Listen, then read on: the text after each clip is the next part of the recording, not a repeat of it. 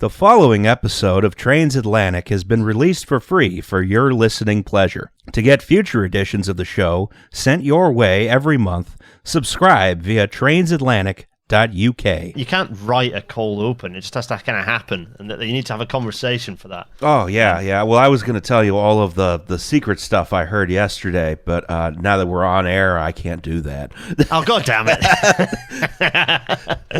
Oh, what fun stuff has actually been happening, or are you just Josh and pulling my leg? No. There's actually some major things that happened yesterday. Ooh, tell me. We're on air, though. Oh, that's true. Yeah, no, we're not on air. It's fine. It's not all going to go in. Okay. No. Hold on. Scooter, if you're listening, don't listen to this.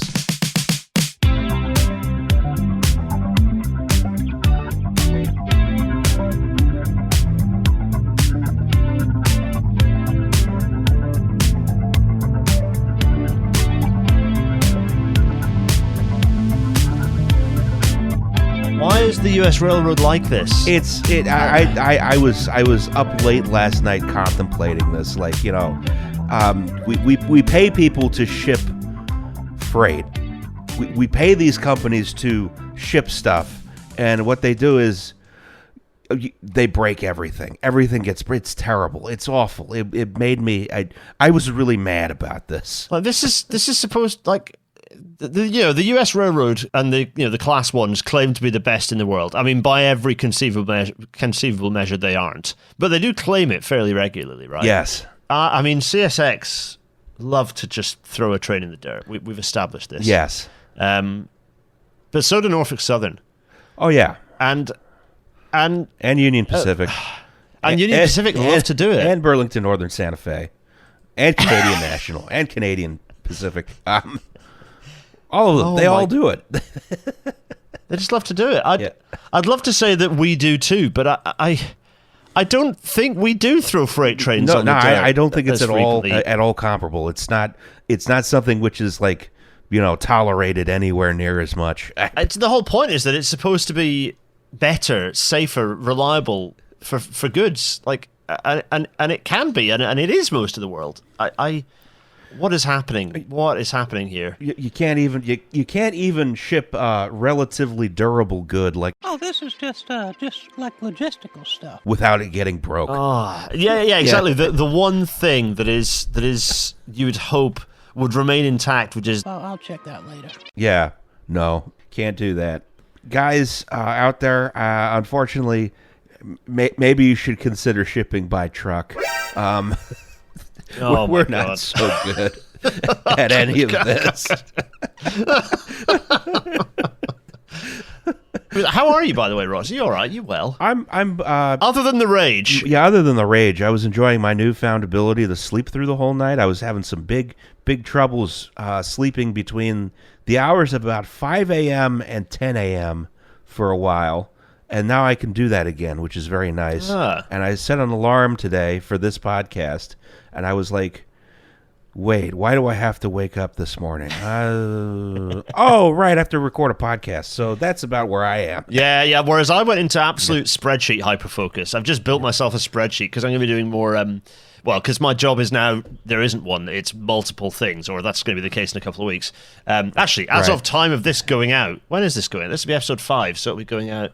I don't have a job anymore. So I'm building the spreadsheet that allows me to assemble all of my now many jobs that will provide the roof above my head. So I had to focus on that, and then only when you messaged me, like, what's the plan? I was like, oh shit, oh okay.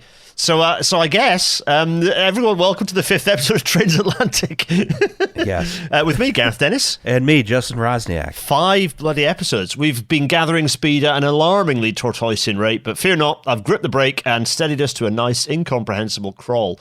I should say, we have an email address now. Ooh. team@trainsatlantic.uk. It's a thing, it works. People can send us emails. Wow. Send us your cab forward photos to be thumbnails. Send us your tales of wonder. Send us your angry connections. Your angry corrections even. Or maybe your angry connections, either or. We want to receive your stuff because that will allow us to build the podcast that we then record. I took a bunch of cab forward photos at the Golden State Railroad Museum. Oh, yes. Yeah. We will have them because, and I've got I realized, I had the epiphany, wait a minute, I've got hundreds of these from all of my years of doing track surveying, where I would always take a photo down the track as part of my survey. Ooh. So I think I have an unending supply, but I'm keen for who to send us. Everyone, there's enough thumbnails of Trainsatlantic going out now that you get the gist of how this works. Either it's a cab forward photo or a perfectly square on shot of the window of the train. Either or, I want to see them. I want to turn them into thumbnails and share that joy. It is established, Transatlantic canon, Rocz, that is in fact abnormal and against the natural order of things if a railway site is not haunted in some way. We've established this, right? Yes. That probably means it's either, too new and hasn't been seasoned well yet, or I don't know, maybe the station was never used enough to get haunted properly. Yeah, and therefore can't function properly. We can only assert this hypothesis by exposure, so I thought we'd have to go somewhere else, and the place that we're going, via lostmichigan.net, by the way, is Michigan's Haunted Train Depot. One of the largest Victorian-era train stations in the United States and the second largest train station in Michigan.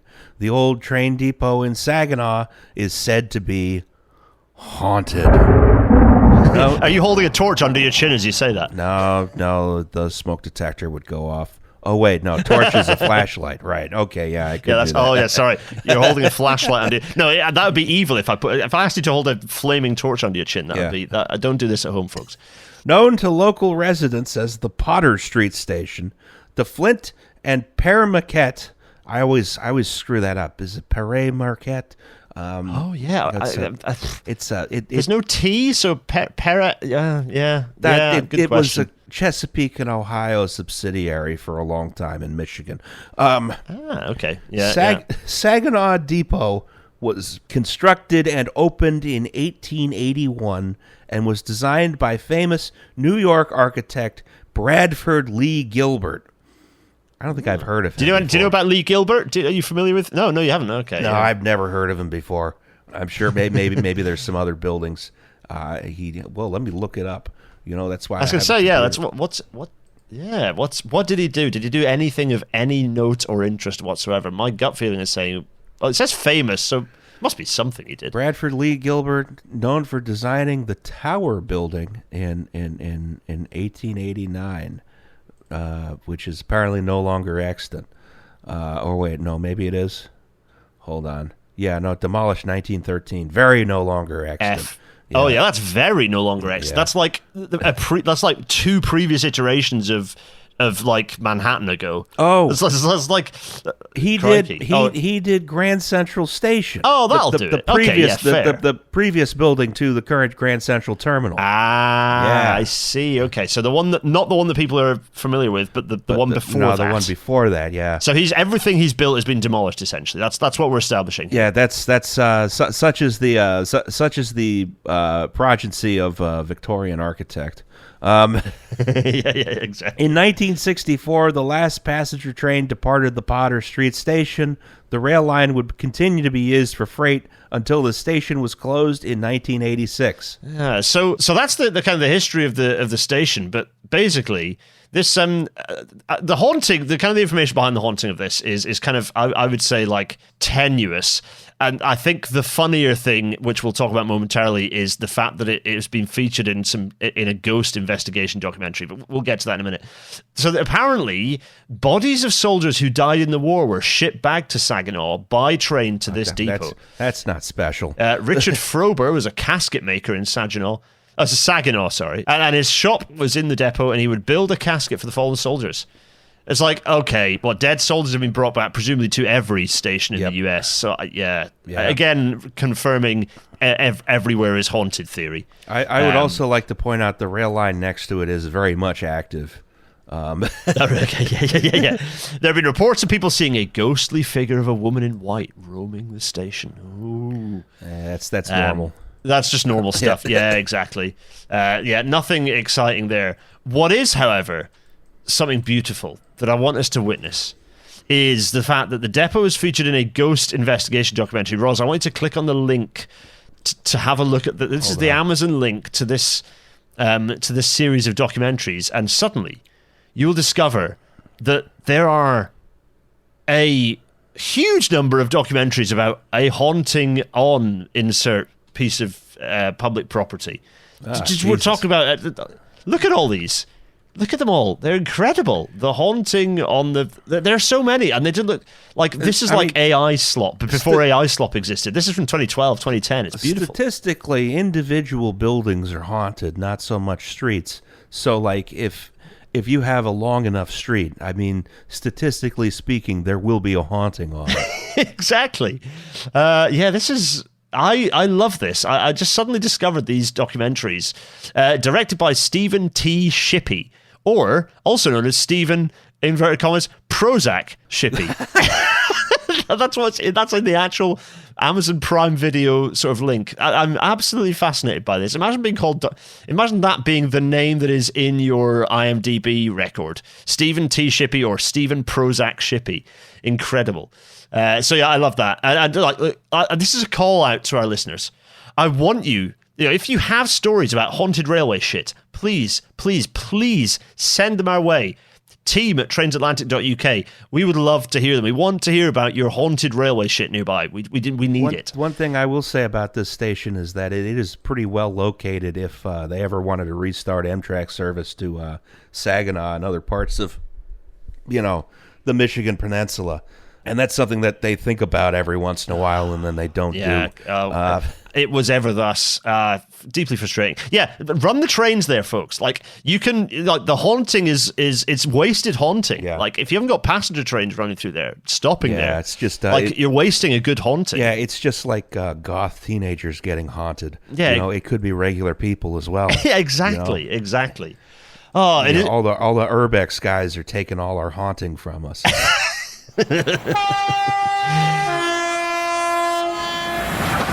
It is a delight to once again hit the tracks and tick off a letter of the alphabet. Bound only by destination and domesticity, Roz and I talk about a place we've travelled to that fascinates, delights, or baffles us, or maybe does all three.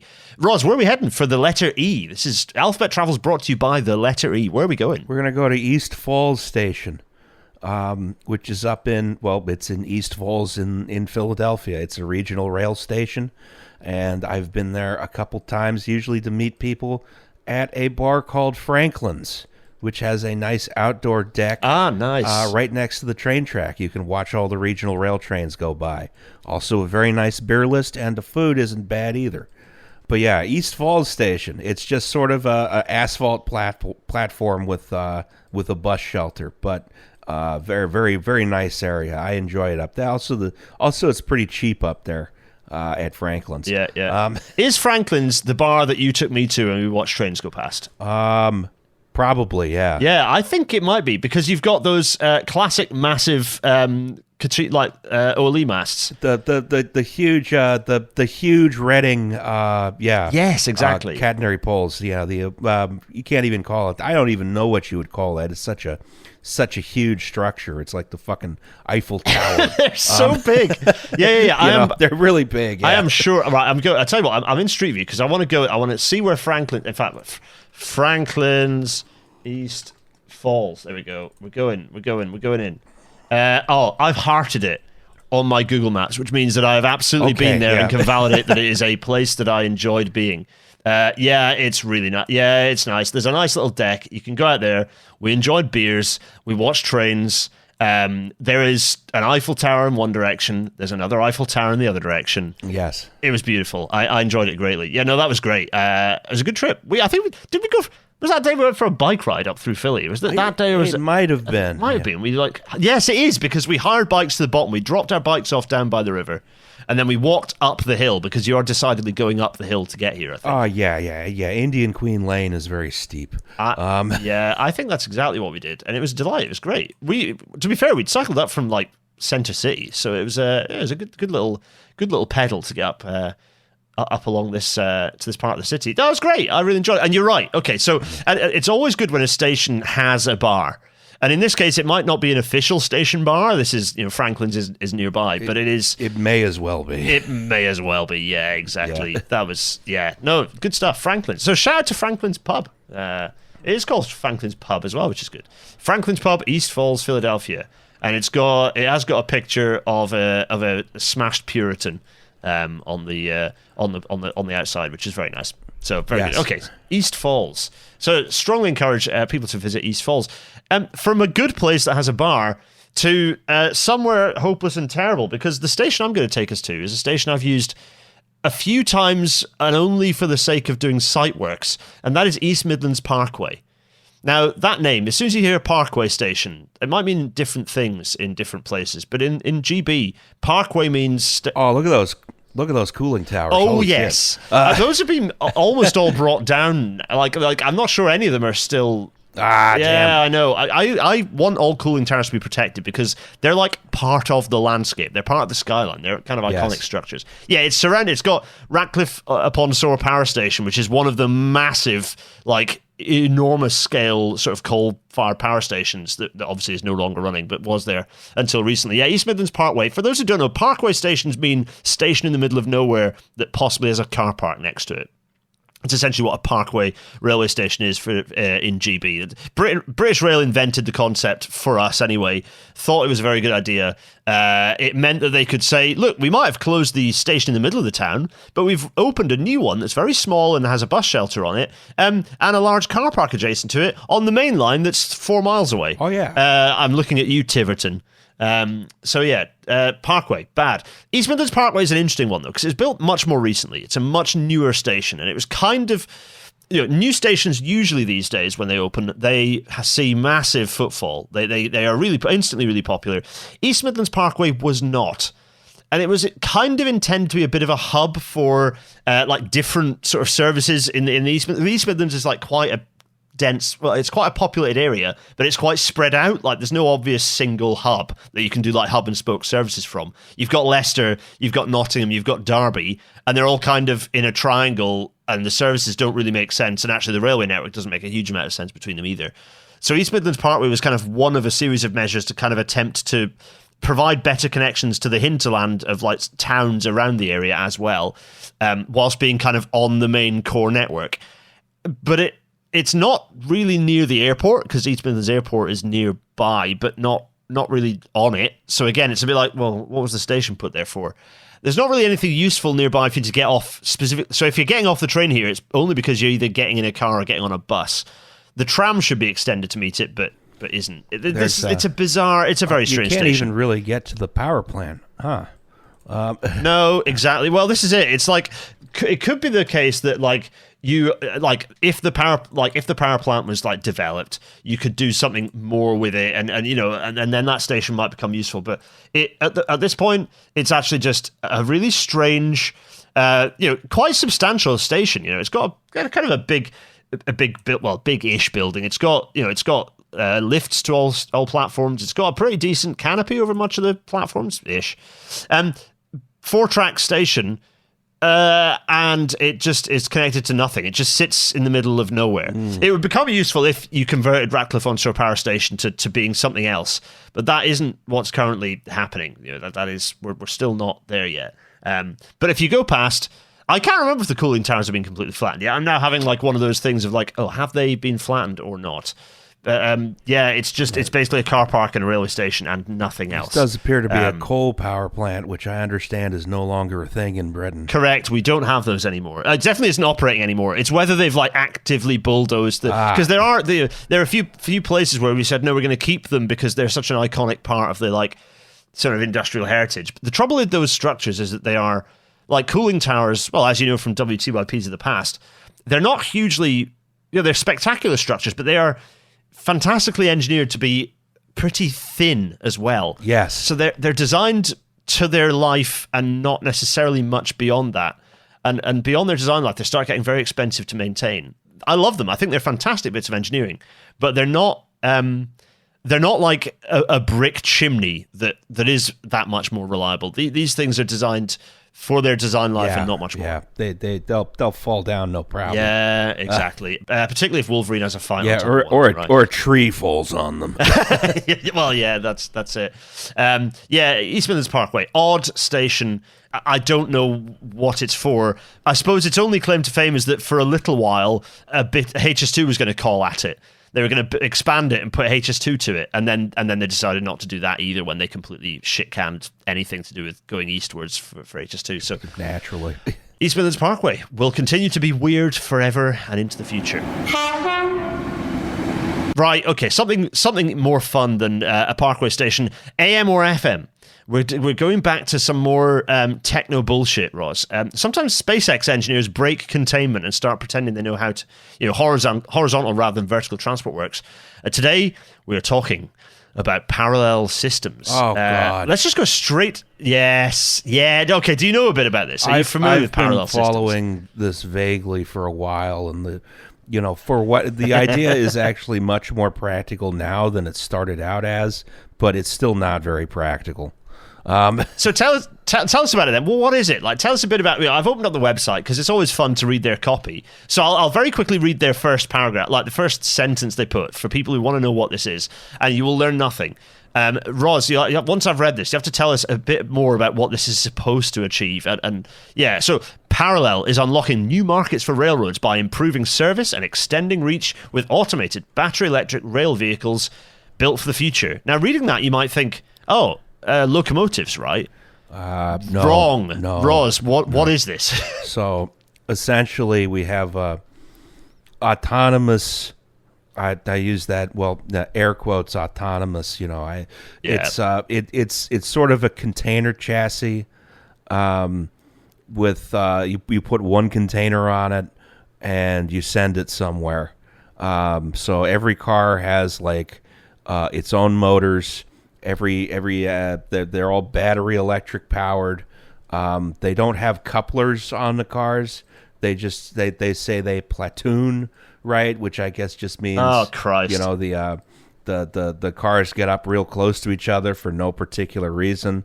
They're trying to open up a market for individual sea container deliveries, I guess, to question mark.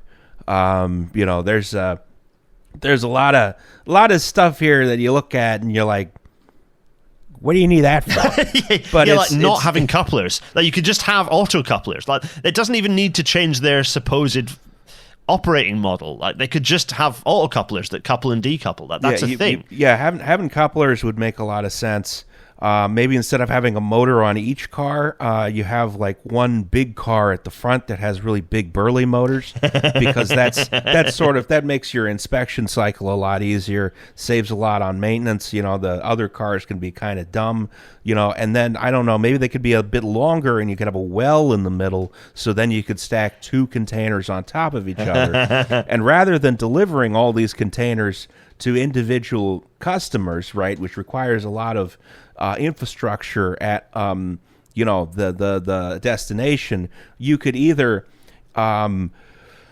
send all the containers to a centralized point and truck them to their destination. That's one option. Or possibly, if you do want to, send containers to an industrial customer directly, you could have a sort of specialized container with a door on the side. Maybe it's a bit bigger, and you could do that. I don't understand this system at all. I don't understand what they think they're going to do, because it seems to take a huge amount of the efficiencies of railroading and throws it in the garbage and says, well, let's make essentially a truck. But it's on rails and there's no driver. Okay, fine. But also, it's dumb. It doesn't make a lot of sense. This is kind of, and as I said, the idea is less dumb than it used to be. It used to be, rather than making an autonomous flat car, it was going to be just autonomous bogies. I remember that. Container which is really dumb. The container becomes the chassis, and that's not going to work. But the whole thing, I do not get it. I think the idea of trying to do more last mile deliveries by rail is an admirable one, and if you can get that cheaper, that's a good idea. But that's what we have boxcars for. That's what we have, various other specialized rail cars for. trying to do everything with sea containers in particular. Sea containers is what's getting me here. This is all 40-foot containers. It's not even 48 or 53-foot containers that are domestic, and where you'd probably have a lot more market for this. No, this is all this is all sea containers that have already spent, I don't know, 8 weeks at sea or whatever. Yeah. It's kind of like I don't really give a shit if I save a couple hours in delivery at the end. Yeah, the transshipment is fine. It's one of these it's like trying to do everything with a single technology. It's like no, you can, if you want clean, like green electrified last mile, then you can have an electric, like having an electric truck that delivers the last bit is viable. Again, like long distance electric HGVs, I don't think that's possible. See also the charging infrastructure you'd need on a national level to achieve this. But having like battery electric trucks that just run basically short shuttles and can swap in and out as they charge on an industrial facility or in say a commercial park or retail park that where you use the intermodal delivery, that is viable. That is eminently viable. You don't need them to be on the tracks for that point. And I don't. I mean, drayage is incredibly cheap because you pay those guys negative wages. But that's a different subject. Exactly. That's a whole different subject. So what we're talking about is making the wagon, making the intermodal flatbed extremely complex because it has all this clever whiz jigs, as well as motors, as well as batteries. Just like what the average super intermodal train, like pretty frequently used. I mean, they are too long. See also previous discussions Ross and I have had on PSR. Yeah. But 250 to 300 cars, right?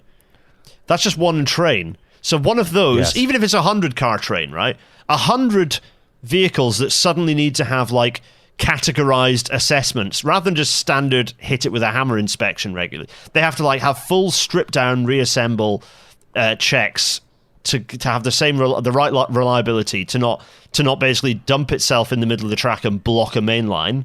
Yep. So that's an insane amount of reliability you have to have. Again, distributed power is a good thing in terms of reliability. If you have a multiple unit and it loses one of its engines, it can still run. So that's fine, but that's not what's really being talked about here. We're talking about things that will run in arbitrary combinations of either single or multiple wagons, of which they don't have couplers, so if one of them fails, the other one can't pull it. This is the most stupid thing, is that having taken couplers out of it, at least if it had couplers, you could couple up and pull it along. It could be within a train, and you just say, sorry, this is in the wrong place because the engine failed, the motor failed, but it's just they're not that unreliable, so fine, it's not that many. But this we're talking about, that's if it goes without a coupler, that's it, done. You've closed a main line. And there will be thousands of these things if you were going to talk about a logistics system made up of them. It doesn't make any sense. As you say, it's taking all of the worst elements of roads, but then applying them to a system like trains where reliability is higher and the running costs are higher because you have a single track that is hyper efficient from an energy perspective. And then once the thing is rolling as a train, it's the cheapest way to get it across land. Right? I don't understand what the logic is here. And even if you can get a siding at the customer, you can roll the container into the siding, and then you still have to transload the container because the doors are at the end. You still have to put it on a truck to move it the last 150 feet or whatever. It doesn't make any sense is the thing. It's like, no, don't faff around by build. It's a real puzzle. It's a real puzzle. I suppose let's see what progress have they actually made. Go on, Ross. If I'm investing in a high reach stacker, I want to get a train with like 60 or 70 containers in. I don't want to have one loose container coming in. That's a lot of money to waste in order to. There's no practical use of this technology as it is currently advertised. It doesn't make any sense. It's very, very much investor story time here. Oh, it moves containers real fast. F*** you. Okay, so with this absolute nonsense, let's see what progress have they made. Let's have a read of this interview with the Parallel Systems CEO Matt Soule. I think Soule.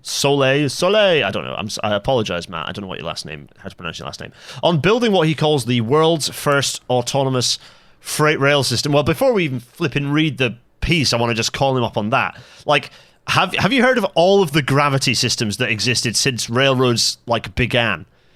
Like since the 14 and 1500s, when the first railroads were autonomous because they ran on gravity, rope-fed gravity systems.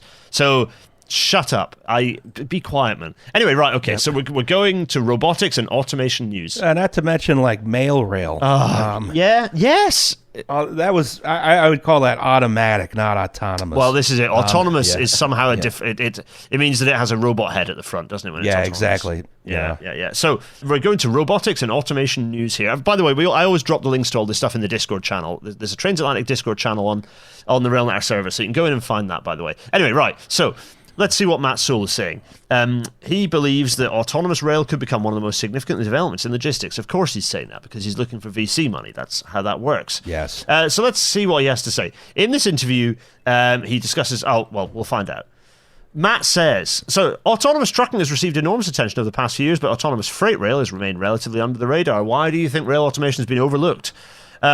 This guy is saying, in fact, autonomous rail has been receiving considerable attention and interest both from the rail industry, policymakers, and media. The industry is now at a crossroads where industry growth is needed that can't be satisfied with existing technology. What you're talking about will reduce capacity on the railway. What are you on about? Well, I mean, they do have systems out there right now like Trip Optimizer, which crews call Trip Lobotomizer, which essentially takes over control from the engineer of a long freight train and then derails it. Oh lordy, it's a bad time out in the railways of the US, folks. It's a bad time out there. There's also increased demand. Right, Parallel Systems describes itself as developing the world's first autonomous battery electric freight rail system. Has a lot of caveats. How does your approach differ from a conventional freight train? Right, let's see what Matt says. Matt says, Parallel Systems differs from conventional rail freight by using autonomous, battery electric, and self-propelled rail cars that move freight in smaller, flexible platoons, rather than relying on large diesel-powered locomotives to pull long trains. Platoons are orchestrated by centralized software. Ooh, centralized software. Okay. We've had automatic route setting in the UK since the 80s. Come on, man. This technology eliminates the need for manual coupling. Why do you need to do that, though? Yeah, there are autocouplers. Freight autocouplers exist. That's the thing. There's even automatic Janny style couplers out there. This is solved technology. You don't need to do some bullshit where it's all software. Hardware. We need hardware. You just connect the cars physically together, and then you can avoid a lot of other stuff that you have. Everything's computer. I hate it. I hate it. I know. Yeah. I know. Why would you get rid of coupling? Coupling is such a problem solver. If, for example, as we talked about, a motor fails or something. One of the most interesting aspects of your platform is the idea of smaller, self-powered autonomous rail vehicles rather than one large locomotive. Why is that better?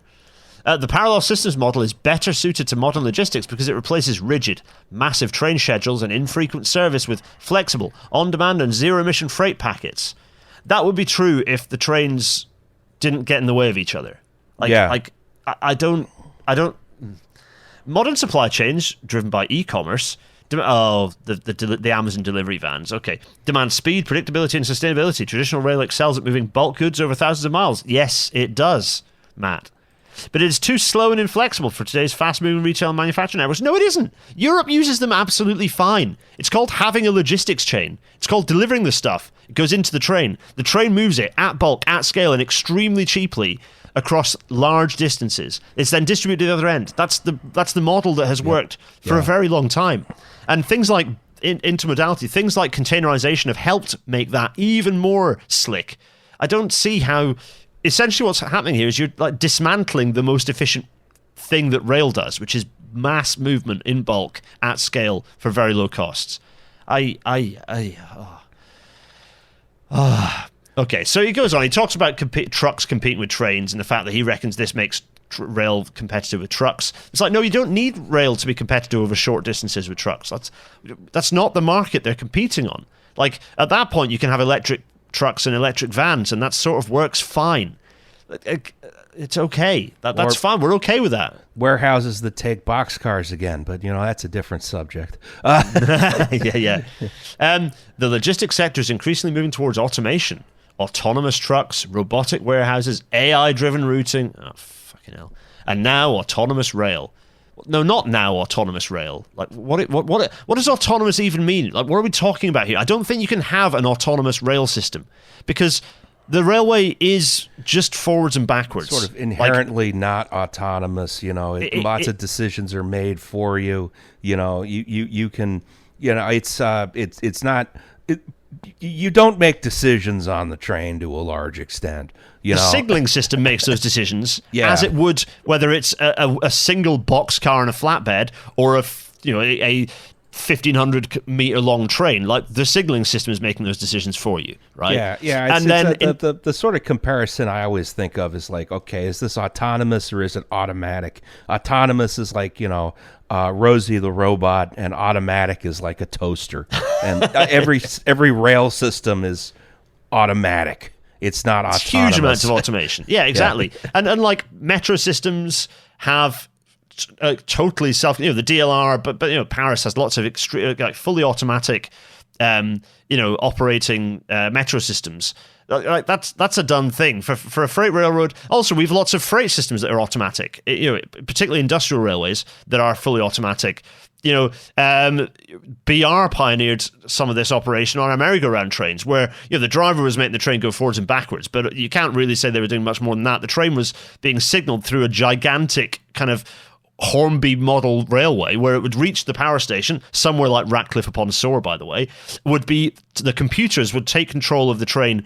In the 80s, by the way, would take control of the train so that it could run extremely slowly. It would drop all the coal dust by running very slowly through a giant loop, and then it wouldn't even stop. The driver would have stepped off to get a sandwich and have a cigarette. He'd step back on with the thing having finished dropping all the coal dust, and it would continue off back up to pick up coal from the mine nearby. Like, that sounds pretty automatic to me. Like, this is not new. It just seems that you're shitifying a system that already, well, I'd say in the case of the US freight railroad system, admittedly doesn't work hugely well anymore, but basically intermodal is a this is a solved problem. Like, this is a solved problem. Yes. I don't know. Parallels vehicles use cameras, LiDAR, advanced braking systems, sensing technology. What do you need LiDAR for? Well, yeah. Well, because that's instead of a coupler. Like, yeah. Are you gonna? Okay, I guess. Well, it's not like freight trains can stop anyway. Like, you don't need them. They're not going to. I guess. And also, I guess maybe it'll like figure out if there's a pedestrian, 400 feet ahead and stop. But I don't see a purpose in LiDAR at all. What do you need that for? Is it gonna use cameras to read the speed limit sign? Is it gonna obey signals based on cameras? Are you going to put there's so much crap that you use like a camera for or LiDAR for that in 1950 you could do with a single relay. It's just baffling. This whole thing absolutely stumps me. So Matt, how close are we? There's this trial in Georgia that I don't think it's a classic one where it'll be like they'll have 100 meters and it'll just been running back and forwards a few times. So right, how quickly do you think autonomous freight systems could become commercially mainstream? Let's see what Matt says. We are much closer than most people realize. Autonomous freight systems are shifting from experimental testing to commercial revenue generation right now. Parallel is scaling our Generation 3 vehicles to execute full-scale commercial operations with a backlog of over 300 ordered autonomous rail cars. So that's one intermodal train worth of autonomous rail cars. Yeah, that's half of an intermodal train because they're double stack on. Yeah, that's right. And of course these are 40 foots, and on the intermodal domestics, you use the larger 53 foots, right? Yeah, I use the 53 foots. Yeah, generally. So yeah, I don't know that there's no that. Yeah, I mean, if it can't handle a 53, I guess that was one of the advantages of the idea, like, oh, we're going to have two bogies as opposed to one continuous flat car. You could adjust for. Yes. Well, yeah. But because, intermodal, the 53-foot, the 48-foot containers, they overhang the, the attachment points. Even that wouldn't have made a lot of sense, I as long as they're like trying to, make these bogies, these flat cars kiss each other. I don't know how that works with the platooning idea. It's my God. Oh, this is FM. If we're going to ask if this is AM or FM, I'm going to go with this is FM, Roz. I don't know. What do you think? I mean, Magic is pretty cool. I don't think this is FM because if it would, this is just a bad idea what we're looking at here. It's not like because it would. I can't even say like, oh, wouldn't that be cool? Because it isn't. It's dumb. It's like just a bad idea. Someone should have nipped this in the bud ages ago and like sort of sat the guy down and explained, okay, the thing that makes trains work real good is that they're big. And if you make them small, outside of, really like local deliveries and stuff like that, they don't make a lot of sense anymore. I don't see any application for this technology at all. It's the inherent idea. Not even like, if we go back to, the old economy and say, all right, we got rid of trucking in general, or we scaled it down significantly. And, when you have to go pick up your Amazon package, you have to go down to the depot where, the train's going to come in and drop it off. You can't even do that with this technology because the doors on the container are on the end. You can't do last mile delivery at all with it. You can do you still have to handle not even last mile. You have to handle last 150 last 10 feet. meters. Yeah, exactly. Which is a huge hassle. It doesn't make it makes no sense whatsoever. You still have to tranship it. Exactly. There is you've locked in a transshipment.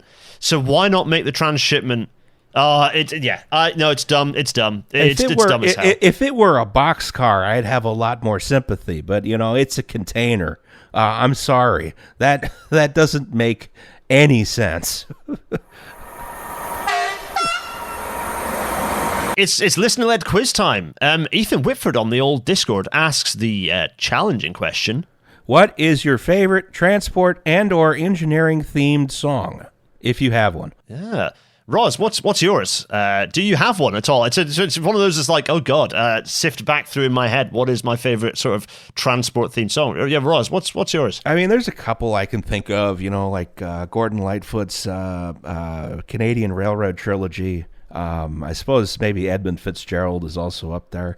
Yesterday I was listening to Stan Rogers' Guysborough Train, which is about sort of waiting in a station in Nova Scotia for the graded but never built Guysborough line, which was sort of, you can go out there. They built like the whole railroad, all the structures and everything, and they never actually put the rails down. There's like stations and everything, as far as I know, and that's a nice sort of it's a sad one, but it's I have always liked it. See, the thing that I have in my head is this is where like I'm like television brained, because I cannot get past the fact that I think my favorite transport themed song is actually Lyricless Star Guitar by Chemical Brothers. It's Star Guitar, and it's because the music video is so satisfying. Ooh. Have you ever watched the music video to Star Guitar by Chemical Brothers? I have not, no. I will be sending Roz. We'll find out next episode whether Roz enjoys that. But it's a fantastic bit. I'm a big fan of Chemical Brothers anyway, and it's before computers were what they are today, where you could just CGI everything from scratch. This was back when you had to, like, when everything was compositing. And that will make sense when you watch the music video, Rocz. We will check in with Rocz in a couple of episodes' time, once we've got to watch Star Guitar by Chemical Brothers, and we'll see what he thinks. Yes. Alas, we're at the end of another one. It has been a delight, though. Thank you, dear listener, for being a subscriber to the RailNat Patreon. We hope you very much enjoyed this little treat. And if you liked it and want more of it, do tell us. Suggest themes for discussion, ask your questions. You can do all of that in the Discord server, which you can access at GarethDennis.uk/Discord, or you can drop a comment on Patreon, or you can email us at team@Trainsatlantic.uk. Either way, we'll find it. And do share that you've been enjoying this and that people should listen. Including reviews on your favourite podcasting platforms of choice helps us greatly. It only remains for us to bid you farewell. Cheerio! Bye.